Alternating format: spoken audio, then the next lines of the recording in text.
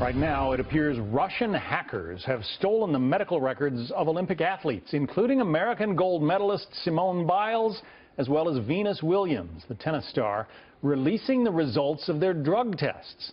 The group calls itself SAR Team and hacked into the World Anti-Doping Agency's database to get those records.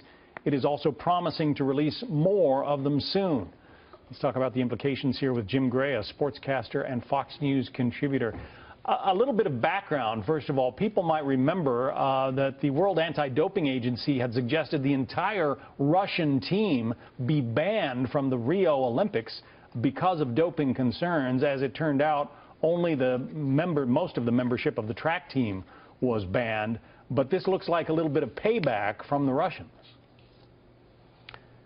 Well, it is retaliation for the systematic state-sponsored doping of Russian athletes that was proven and has come out since the Sochi Olympics. The Russians do like to retaliate. You can go all the way back to 1980 when President Carter, and what was probably the worst decision ever made by an American president regarding sports and athletics, decided not to send our Olympians over to Moscow to participate in the games because of the invasion of Afghanistan. And then, of course, 4 years later, the entire Eastern Bloc, including the Soviet athletes, did not come to Los Angeles. So this is a retaliation. It's probably for their own audience to say, look, there are others who are using drugs as well. It's not just the Russians. However, the IOC has said that the drugs that these people are using are for therapeutic reasons, and the medicines are used because they have been approved. And so it's probably for their own audience, but it's not going to work because these athletes have been cleared.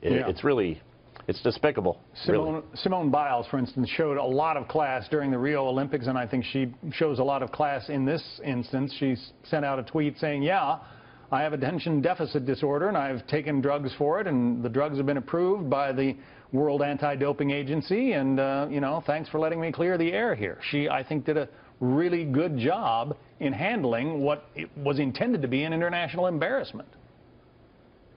Well, yes, and it's also a personal, you know, the fact that she handles it well. These are privacy issues. This should never have been exposed. Sure. This is a personal medical issue that has nothing to do with her ability to compete in the Olympics and to compete being very clean. So what the Russians are doing and what this hacking group is doing is really beyond the pale once again, and they want to be welcomed back into the Brethren of Nations and to be able to compete. This is not a good step. In fact, it's a step even further backwards. The head of the U.S. Anti-Doping Agency, Travis Tygart, issued a statement. He says it's unthinkable that in the Olympic movement, hackers would illegally obtain confidential medical information in an attempt to smear athletes to make it look as if they have done something wrong. The cyberbullying of innocent athletes being engaged in by these hackers is cowardly and despicable.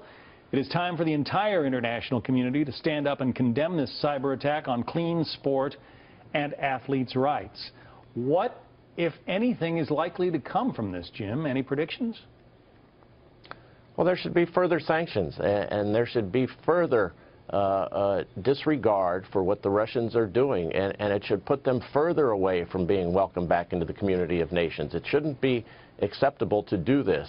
And by the way, when are some of these folks going to stop putting all of this information online when they know how easy it is to be hacked? I mean, that's an issue that seems to be rather easy.